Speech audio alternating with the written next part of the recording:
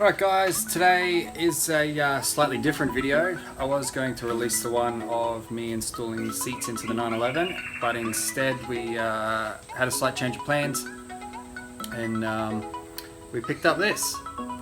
So we got the V8 for the V8 LS project, and I'll give you guys a quick rundown. This is something that I get asked all the time, so I thought it would just be easier to just make a video quickly and give you guys a quick rundown on exactly the plans of how it's all going to come together and how it's going to work. So what I'll do is I'll run through all the basic parts of everything that's going to happen, and I'll show you guys what's going to happen. Okay guys, this is it. This is the heart of the new 911. 5.7 litre LS1. This is an early version. As you can see, it runs a cable throttle body, which is what I wanted. I didn't want to run fly-by-wire purely just for the extra wiring headache that I didn't really have to worry about. At the moment, it's a stock motor, stock manifolds. I've removed the water pump already. A few things that will happen when going into the 911 will be that just through this section here is actually on the rear of the car.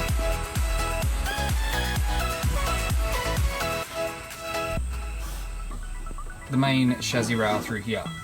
So because you have quite limited room, what you have to do is essentially make a very shallow, very small water outlet, only about 1 inch thick, because that'll butt up hard against the back of the car. Balancer and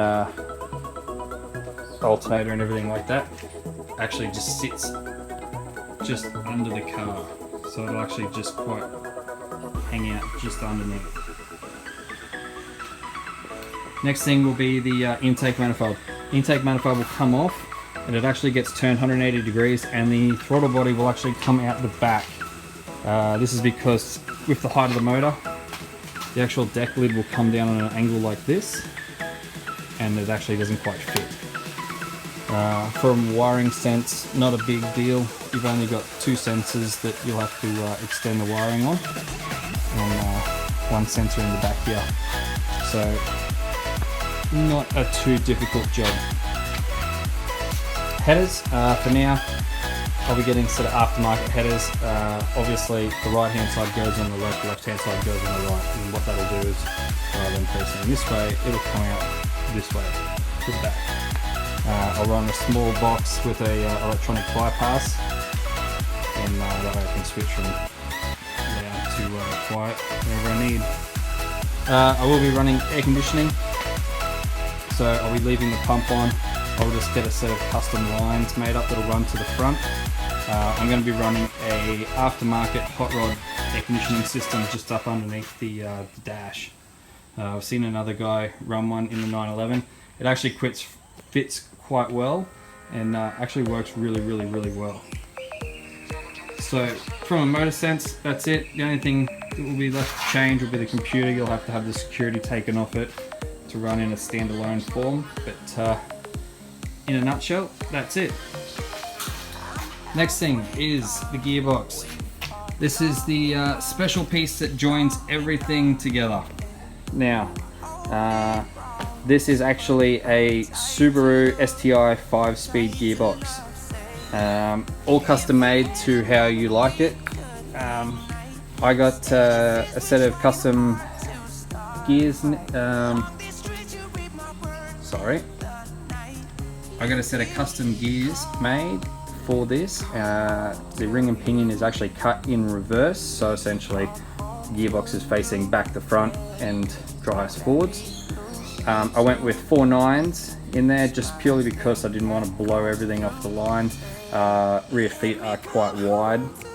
There will be a lot of stress on the LSD inside.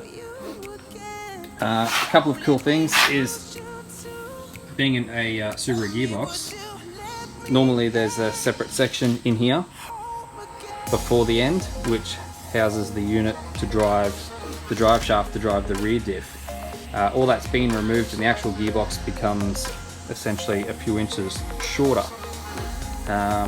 They cast their own caps, and Makes it quite a neat little package. It actually comes in at the exact same size as the 915. I got it optioned with 930 output shafts, so your standard Porsche 108mm. Added in a sight glass. Everything else is quite standard Subaru. Runs a pull clutch, so my clutch will sit up here. It's bolted through these two bolts, and it'll have a little slave that'll come up and just push on there. Factory Subaru starter motor,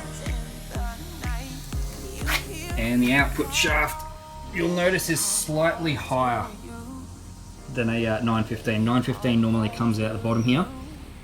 This one comes slightly a bit higher, which means that in the car it's probably going to come out above the tunnel. So I can either run an exposed shifter link, or I can just make a small, like, extended tunnel hump to encase it all. Now that gets partnered up with this. So this is the adapter plate. So this will bolt up to the back of the LS through the big bolts, and then essentially the Subaru gearbox will bolt in through the small bolts. LS crank stud pattern with a Subaru clutch pattern. So you just run a standard 5-speed turbo clutch, and it also runs a Subaru starter motor instead of the LS. So cleans up a little bit of area that I could use up under the exhaust manifold. So that's how it'll come together. To keep things simple, I got a Tilton 600 series pedal box. I thought about using, well, I originally did actually buy a G50 pedal setup, and it was a little difficult still, so I decided to go for the pedal box.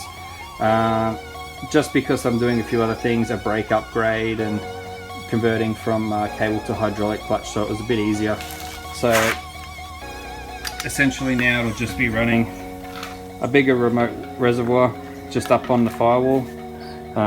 You have obviously two for brakes, like a larger size and a smaller size to match up with your masters. There'll be a second one that will go into here. This will be for your clutch master. There's your clutch reservoir here, and essentially that'll just be one line connected directly from the pedal box straight to the slave on the gearbox, and that's the most sort of easiest, non-headache version of the setup I could think of, especially with running the brake upgrade as well. I'll actually be running these, which is a set of 4-piston 996 Brembos. They're actually quite large. Running the 360 diameter rotors as well, so it was just easier to go pedal box, easier to connect the calipers, easier to connect the clutch setup as well. So for now, that's pretty much it. I'll start getting it all bolted together. I do have to have the loom slightly altered and have a few things taken out because the motor was originally an auto. So you have things like parking brake switch and stuff like that embedded, which you'll need to have bypassed, otherwise the car won't start. So for everyone asking, that's how it's going to go together. Will be quite interesting. As far as I'm aware, I'm the only person that's done this whole combo into a Porsche before.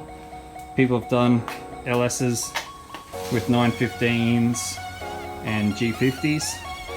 As far as I'm aware, I'm the only person to use this gearbox with an LS.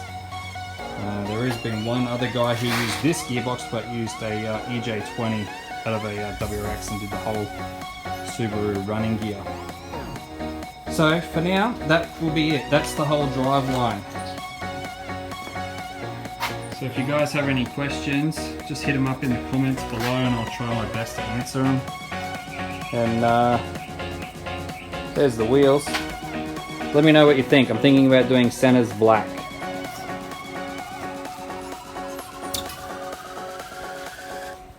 Alright guys, that's it for a short little quick video.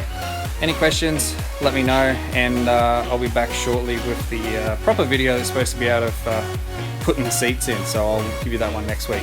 Alright guys, don't forget to subscribe, and I'll see you next week.